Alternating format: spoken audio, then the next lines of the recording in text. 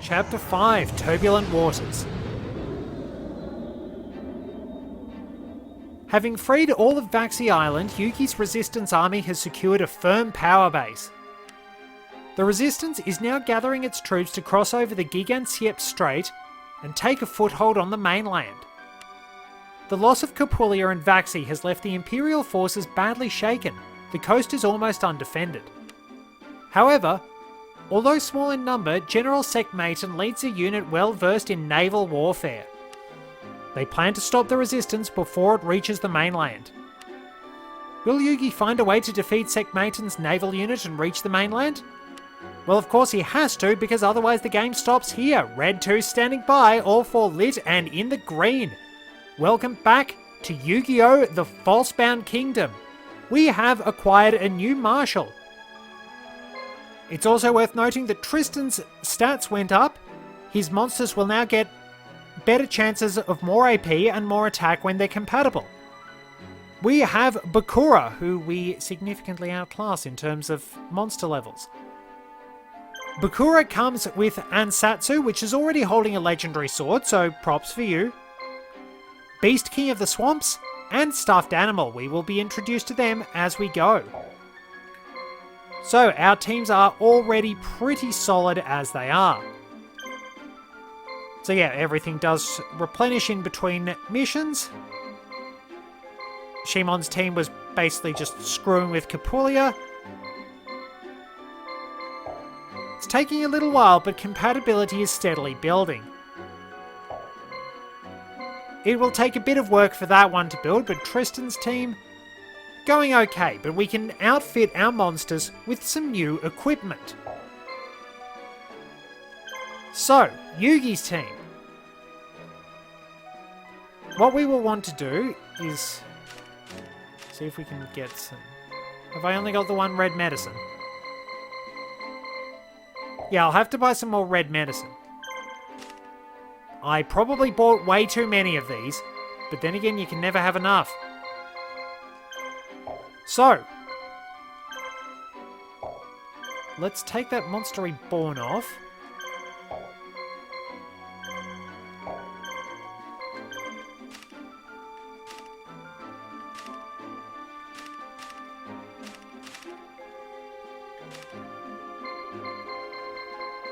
And we'll put the red medicine here. So we got some pretty good healing capacity all told. I will need more red medicine. Tristan's team. We can put an enchanted javelin there. We can't give anything else here. But we can put Sword of Dragon Soul there, because we want to do the bonus damage to dragons. Some aqua monsters are treated as dragons, so it's going to be a real benefit in this upcoming mission.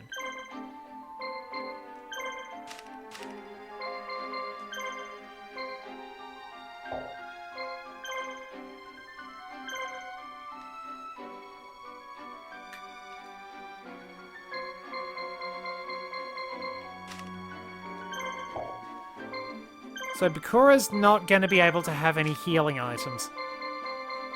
Bit of a nuisance, but we can use him to guard bases. I should be able to pick up some more items as we go. Fizdus has no new monsters we can improve. And Shimon can't get any additional improvements. I probably went really overboard on those sort of dragon souls, but they will come in handy later on. Tell you what.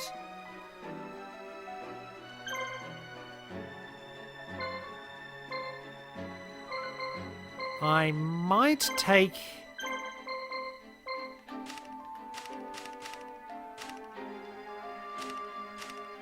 Oh, I already put the Monster Reborn on another monster. We don't have any more spirit monsters, just the one. So we're pretty much ready for the next chapter. I'll get things sorted out and we will be ready to rumble as we battle in the Gigantsiep Straits. Let's cut right to the chase. Okay, so we've got a pretty straightforward mission going ahead here.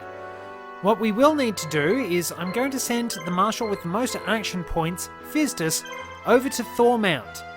What I'll also be doing here is building an anti-air cannon and a barricade, because of course we need the defences.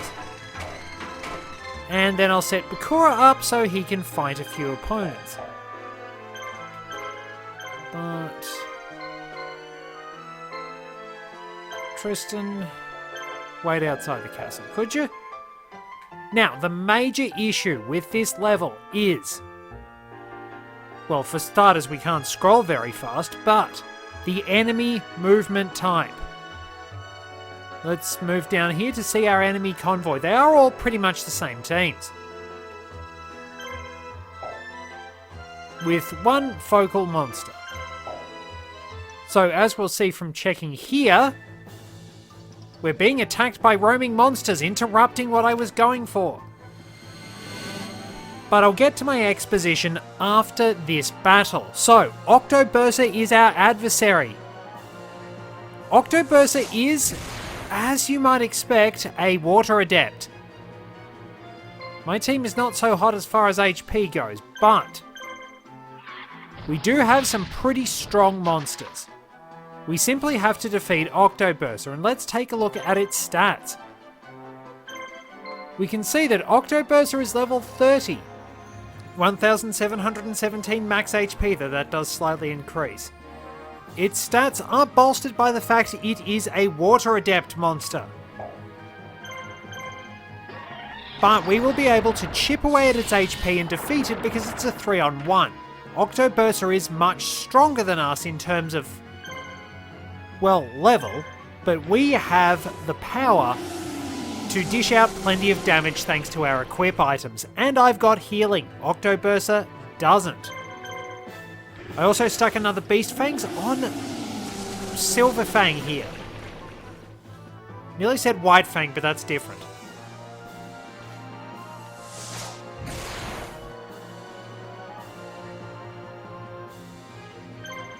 So, we should be able to knock it out once Horn Imp attacks, assuming no one misses.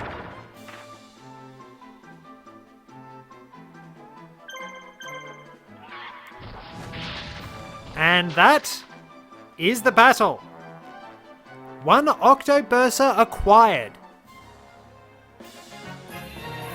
And we do get a decent amount of experience for taking it out. Not too shabby.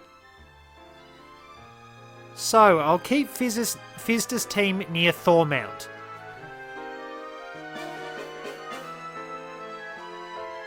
So, basically, all the teams, apart from this one guy down here, they're naval units. You can see that fin as their movement type. This means they move about as slowly as a wet week, unless of course your Marshal has Navy, like Secmayton does. So we can't check that. But basically it means that Secmayton's monsters will move faster if all his monsters are of the aqua movement type. Too bad we don't actually get to have him move. So, what we want to do though, we keep the anti-air cannons just to deal with the one flying unit who has not yet left base. But we'll introduce ourselves to Octobursa and hopefully some of the monsters as we wait, just turtling in our fortress. It's usually easier to do it that way so that we don't distract any of these Muppets. And then we can move out, take the area, and take on Secmayton. Oh wait, this guy is actually going to move a bit faster. I have to be honest, I actually forgot to get a monster in this mission. It's east of Van Lova and it's Enchanting Mermaid. This monster's international debut was in Legend of Blue Eyes White Dragon.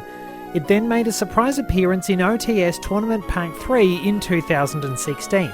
In Japan it debuted in Volume 2.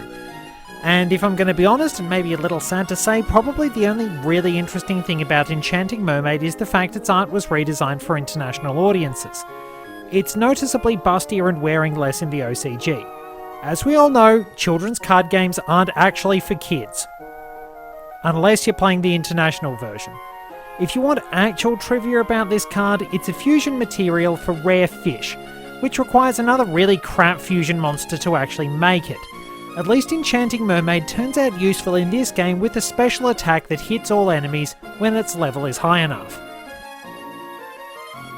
Octoburst's international debut and only appearance was in Spell Ruler, aka Magic Ruler.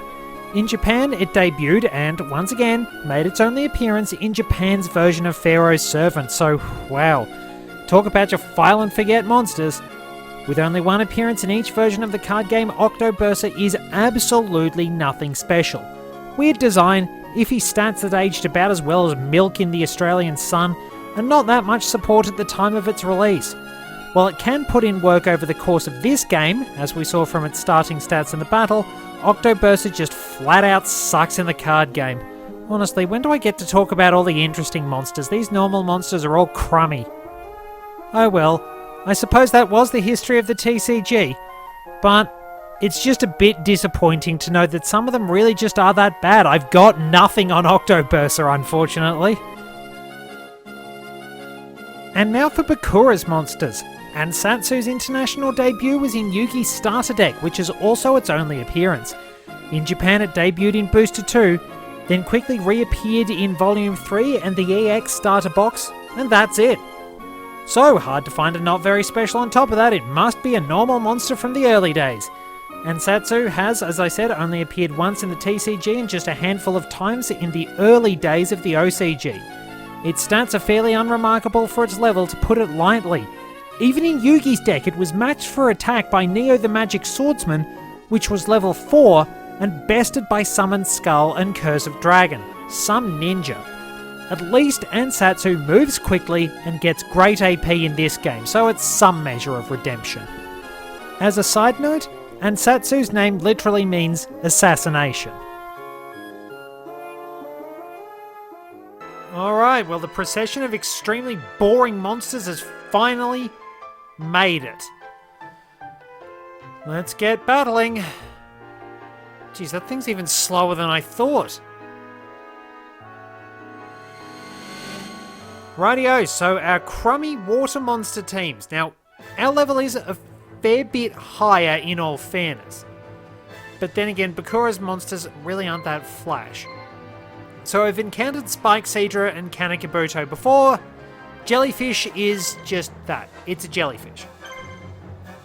Now, does Spikeseedra count as a dragon? Yes, it does! That's good.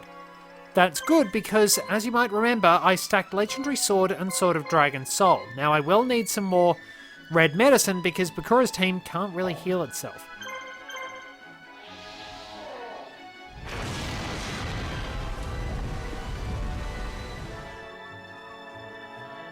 And there we are. Well, that is one monster down. Probably want to target Kanekabuto. And basically the other two fights are going to go like this. Jeez, we're tearing it apart. Oh, I didn't realise the jellyfish had healing. Dang it. But then again, Ansatsu's high speed will make it a very useful monster for pretty much ripping through enemy teams. Ansatsu is probably one of the fastest monsters in the game, though the innate speed stat of the game really doesn't actually tell you anything. Oof. You actually have to find out everything in regards to the speed stat yourself, but I will tell you now, the Harpies are the fastest, and that's going to come in handy. Make sure your Harpies are on hand and well trained. I mean, when we get Maya, I'm sticking the Harpies on her team because, as I've mentioned before, they are devastating. Now, keeping in line with its, I think its card text, Jellyfish does use electrical attacks. But that one missed. Now, Ansatsu might knock this next one. Thank you! Waste of my time. Waste of my time. That's irritating. Oh, what do I expect from Bakura? Alrighty, so there's another Spike Seadra coming in. One of them is just ahead of the other. And I'll probably have to get Tristan in to fight pretty soon.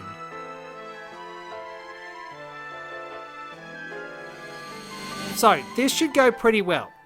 It really does depend on the monster. As you saw, Spike Seadra is treated as a dragon, which is a little unusual.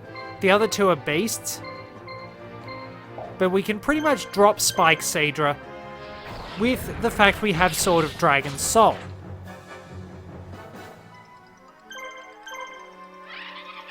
And we'll put the bite on it. Very nice. And that was another critical. That's brutal. Oh wait, there's a Fiend Kraken here. It also has healing. So yeah, Fiend Kraken's not too different from Jellyfish, all things considered. Probably should have attacked Fiend Kraken.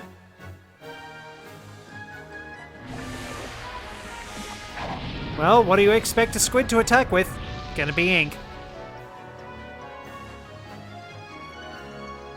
Notice that they are significantly worse off compared to us. Alright, I might be able to knock it out in one go, assuming Beast King of the Swamp. Or the stupid bear doesn't whiff. Ugh.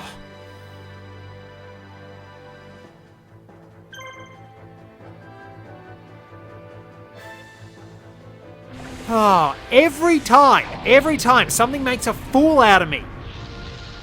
It's like as soon as I'm talking up the qualities of my team, they just whiff their attacks. Rightio. Beast King of the Swamp should go next. Or it's dead. You know what, Bakura? We might actually get out of this despite you.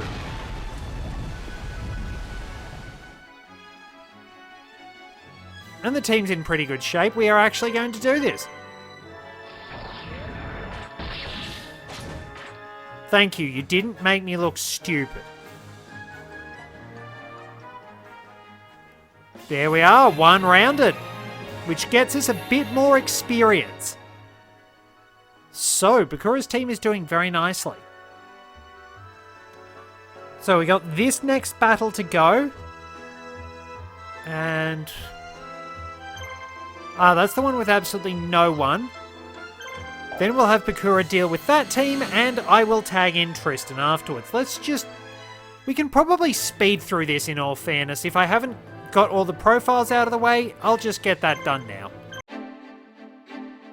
Beast King of the Swamp made its international debut in Tournament Pack first season, appearing in another Tournament Pack and a Gold Series set. In Japan it debuted in Booster 6. Beast King of the Swamp did wind up with a slightly different name when it finally made it to the TCG. Not that it matters much, no matter the name, this card will be a handy substitute for fusion decks.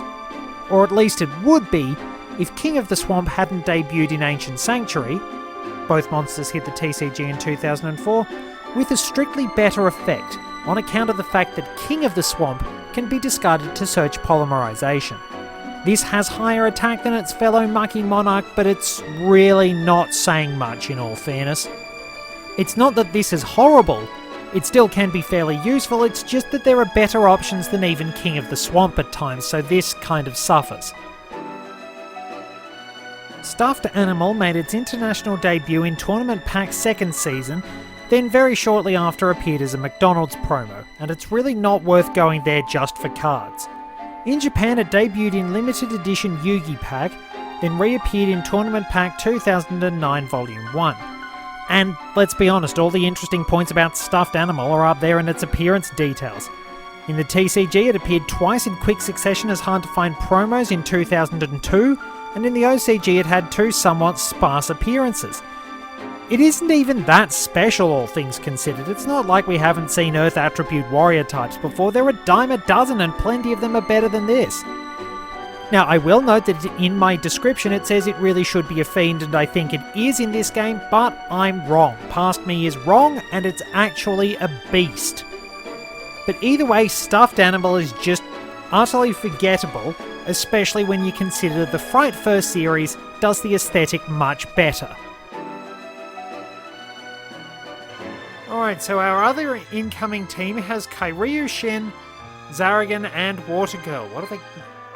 Alright, so we're going to want to knock out Zaragan as quickly as possible. What's his HP like? Not great. But Kairyu Shin is treated as a dragon. They are moving ever so slowly, and the guy with Parrot Dragon has decided to stay in that fort, which is a bit of a bummer. Oh well, we'll get going.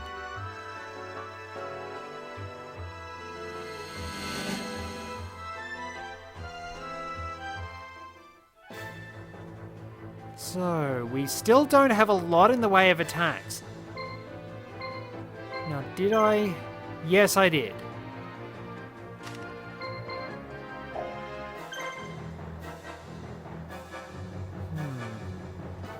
Zaragan is probably my ideal target right now.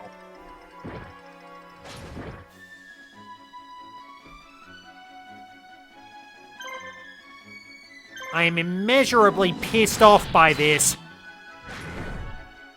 Maybe not immeasurably, but I am still decidedly annoyed.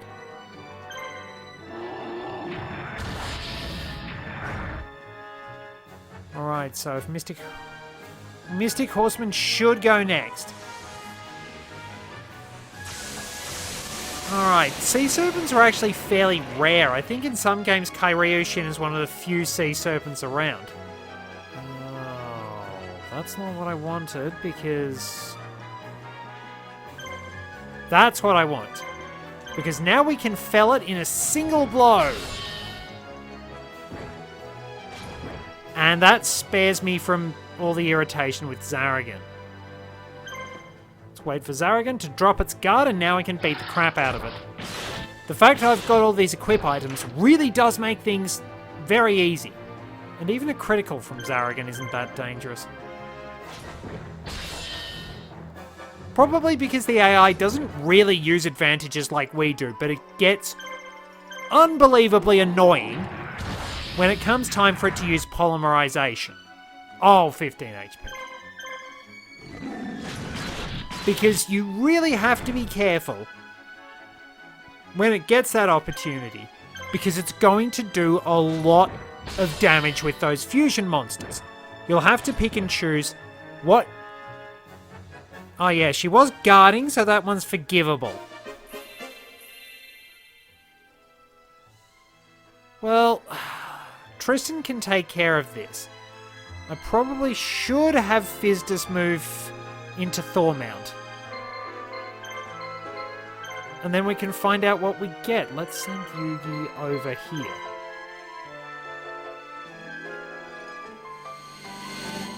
And once again, let's speed everything up, since we've seen these teams.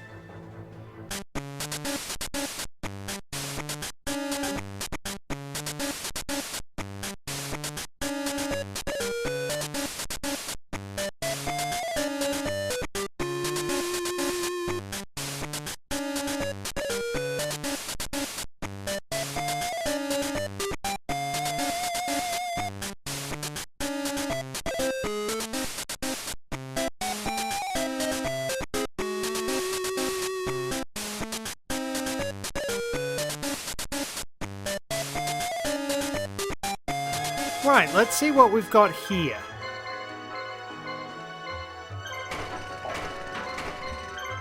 So, we've got Legendary Sword, Cyber Shield, and Laser Cannon Armor.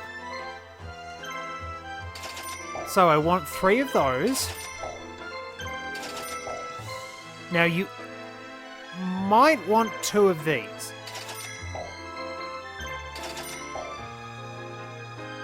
And...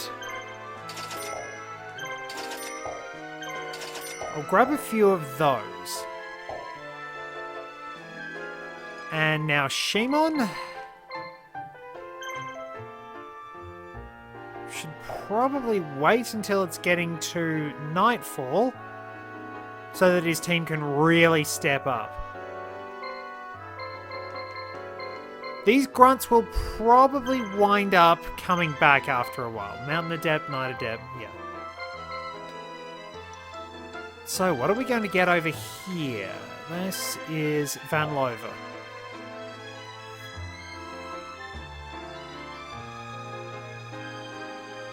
Basically, what I'll have to do, after I've checked everything with the Yugi, I'll send Shimon down.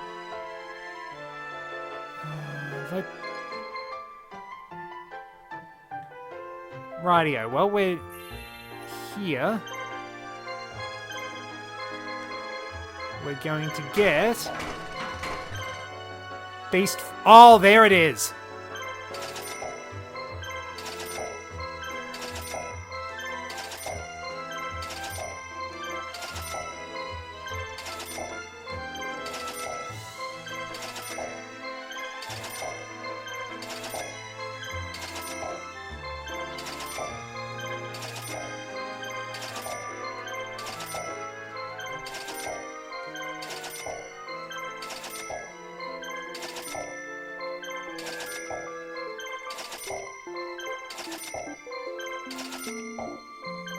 I'm buying a lot of these because they're super useful. Some enemies can actually blind us, which will of course make our attacks much more difficult to hit with. Get a few of those. Now, Shimon...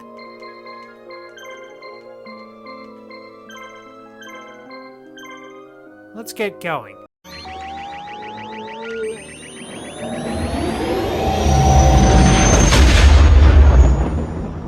Alright, so I'm not going to make the stupid mistake of using Violet Crystal while Creuel is on the field. That didn't go down very well last time. So...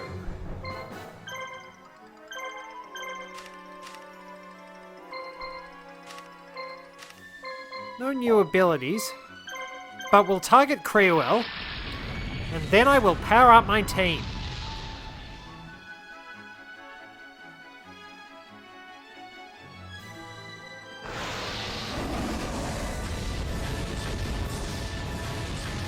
Shouldn't take me too long in all fairness. Got some pretty good monsters, so... it's more that I just want to get the Knight Adept ones out of the way. Because these monsters don't have huge amounts of AP. Dragons don't start out with great results. So you really will need to work with them and build up their compatibility orb so you can actually do good damage with them.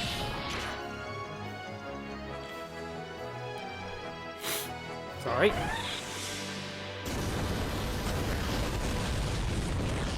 But once we get this out of the way, Parrot Dragon's out of commission. Once Curse of Dragon attacks, we are set. I basically have leave to torture these guys.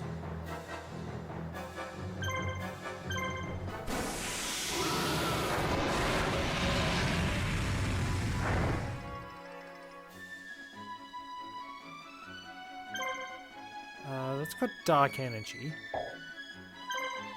Let's see how this goes. It did hit. Broke the guard.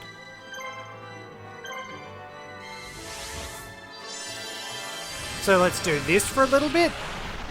And yeah, this...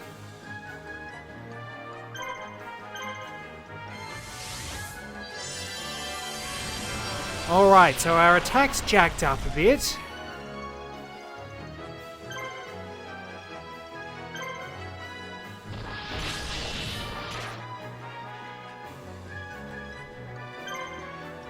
And let's see what the results are. Might get the kill here. Might not. Oh, not quite. Probably won't waste Zombie Warrior's power. Whoops, wrong button. But yeah, this team at night with all its crystal abilities, absolutely phenomenal. Just... it's gone so well. And we are at least going to be getting some new monsters along the way. Have to do a little bit of research for the next mission, but we'll find what we need. And there we go. And Shimon finally gets a level up. So all his stats go up. Admittedly, he's not great, but I think he and Fizdus are sort of good but not great characters. Might need to put the brakes on you, Yugi. Just for a moment. What do we got over here?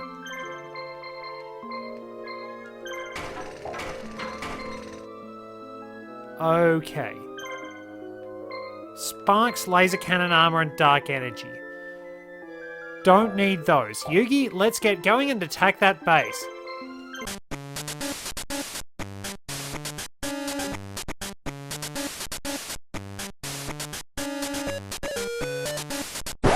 Alright, some of those idiots are respawning, but I am not wasting my time. More of those idiots are respawning. Oh well.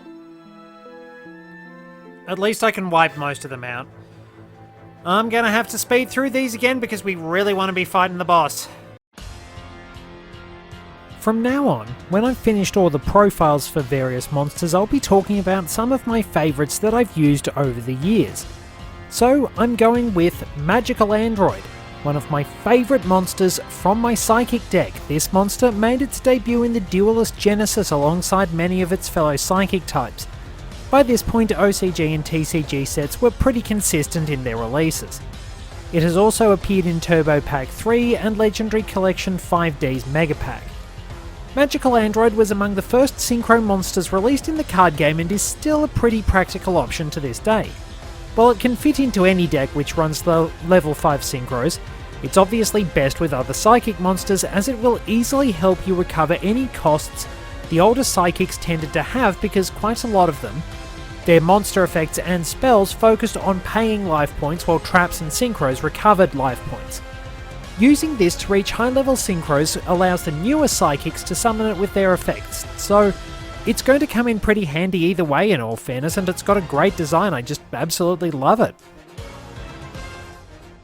Like Magical Android, Thought Ruler Archfiend made its debut in the Duelist Genesis and was the ace card for the Psychic type at the time.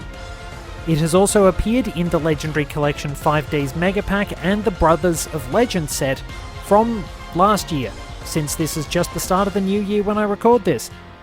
Anyway, with the ability to easily handle single target spells or traps and a handy life point boosting effect on top of solid attack, Thought Ruler Archfiend is a beneficial card in pretty much any Psychic deck. It will still put in work for any deck which can run level 8 synchros, but of course there are still stronger ones out there with a few more generic effects. Some of the stronger ones require very specific builds, but Thought Ruler is one of the stronger generic ones as such. With the support Psychics possess though, Thought Ruler can become quite a powerful force if you play it right. Interestingly, it will benefit from all that Archfiend support and might just help you recover life points if you've paid a bit too much with the old ones. Or maybe not, we're going to be fighting Secmayton, who is actually an original character that first appeared in Forbidden Memories. You fought well so far for a bunch of squirts, but the sea is where I fight best. As head of the Imperial Navy, I'll see the fish pick at your bones. Okay. Now, we have a little bit of an advantage. Sea King Dragon, that monster in the center, is, well, it's a dragon. Alright, so we're going to want to pick on Fiend Kraken because that's the healer. Most of his team doesn't have very good action points. They generally tend to have high HP.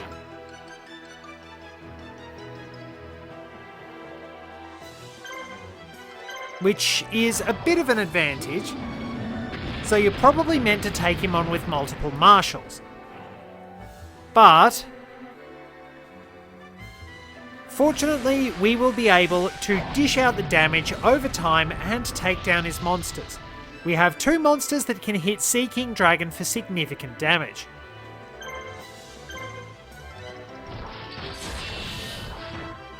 And if I get my timing on the turn order right, might be able to take down the Fiend Kraken.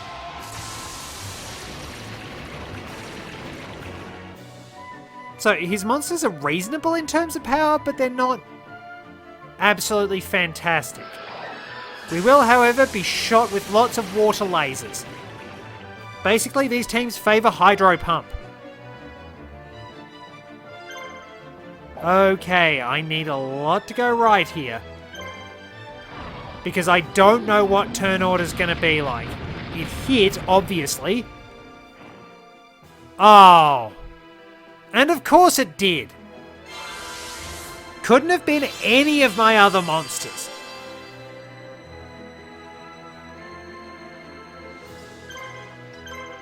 At least now we can take it out, but that's a significant waste of time. Well, I might as well start doing some damage to Sea King Dragon, because those crits add up. I mean, look at that. Half its health is gone. Exactly half its health is gone. That's how powerful the criticals can be. Use those advantageous weapons.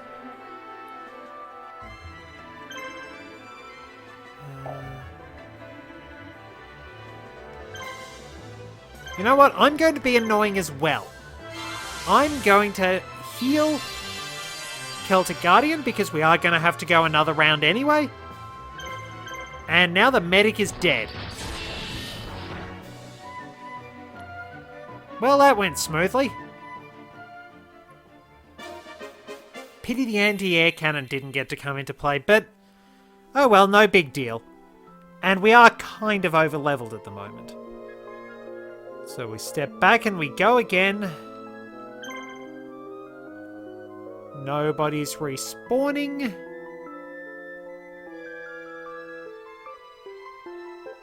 Nope.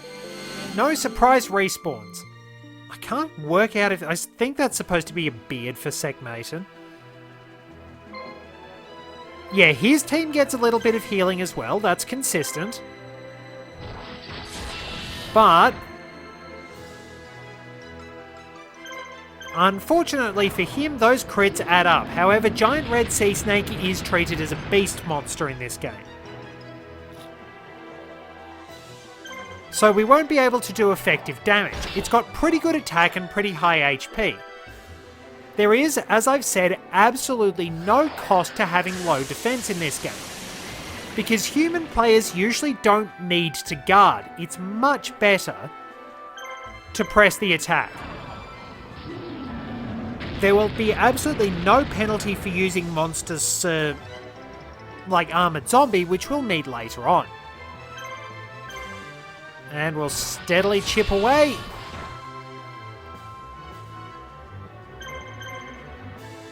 It's almost embarrassing.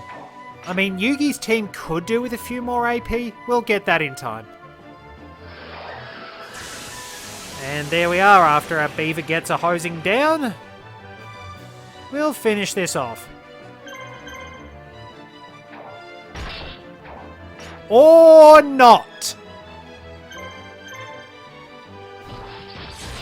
Thank you, I thought that missed for just a brief moment.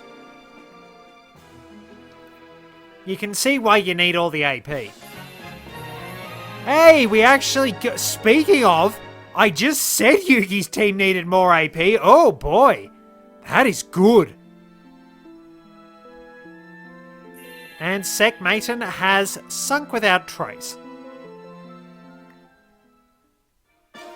Hey, hey, hey! How am I supposed to make a grand entrance if you finish off the enemy before I can join in? Mako, you're here too? Whoops. Yeah, and I can't seem to get out. I heard you were fighting, so I thought I'd lend you a hand. You don't seem to need any help, but I'm gonna join your party anyway. Great, we sure can use your help. You're getting quite famous in this world, Yugi. I'm sure that Joey and the others have already heard the rumors and are on their way here now. So there we go. We'll go over Mako's monsters in the next one, and he's actually got a fairly useful ability given his speciality. Thank you very much for joining me. Until next time, this is Red 2 Returning to base.